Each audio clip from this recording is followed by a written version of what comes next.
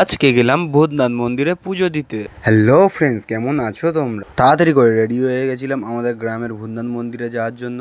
তো সবাই বেরিয়ে পড়েছিল, আমি একটু ঘুমিয়ে পড়েছিলাম, তার জন্য একটু লেট হয়ে গেল। তো মন্দিরে এসে দেখি মন্দিরের ঠাকুরমশাই চলে এসেছিল এবং সব কিছু রেডি করে নিচ্ছিল। আর এখানে বাড়ির সবাই পুজোর আয়োজন করে নিচ্ছিল, ফল কাটা এই বাকি যা কিছু হয়। ও তো হ্যাঁ, তোমাদেরকে বলা হয়নি পুজোটা কী নিয়ে হয়। আমাদের পাশের বাড়ির একটা জেঠিমা ভূতনাথ ঠাকুরের কাছেও কিছু একটা মানত করেছে, তো মানতটা কমপ্লিট হয়ে গেছে, তাই জন্য পুজোটা দেওয়া হচ্ছে। আমি আবার বাড়িতে আসলাম পান পাতা নিতে, কারণ পান পাতা নিয়ে যেতে ভুলে গিয়েছিল। আমাদের পানের গাছ আছে, এই দেখো এই গাছ, ঘরের দেয়ালে যে গাছটা উঠে আছে এইটা পান গাছ থেকে বেশ কিছু পান তুলে নিয়েছিলাম, বেশি হলে থাকবে তার জন্য বেশি করেই তুলে নিয়েছিলাম। তারপর জেঠিমা পুজোতে বসে গিয়েছিল এবং পুজো শুরু হয়ে গিয়েছিল। আজকে গন্ডি দেবে বাবার জন্য, কারণ বাবার জন্য মানত করেছিল অনেক দিন আগেই।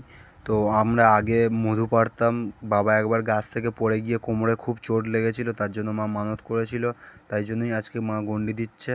মা গন্ডি দিচ্ছিল এবং আমার স্ত্রী সামনে শান্তি জল ছেটাচ্ছিল এবং পাশে পাশে জেঠিমা যাচ্ছিল।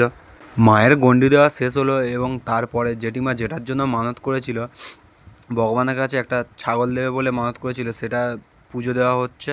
ছাগলটাকে ভালো করে পুজো দেওয়ার পরে বামুন ঠাকুর শুরু করলো বাবার আরতি।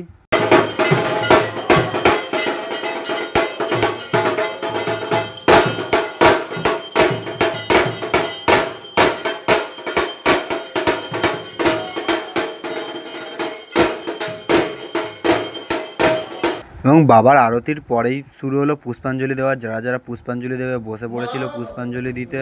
তো পুষ্পাঞ্জলি দেওয়া শেষ হয়ে যাওয়ার পরে মন্দিরের সামনে বাতাসার হরিণট দেওয়া হলো। তারপরে সবাই মিলে চন্দ্রমৃত্যুকে পুজোটা সম্পন্ন হলো।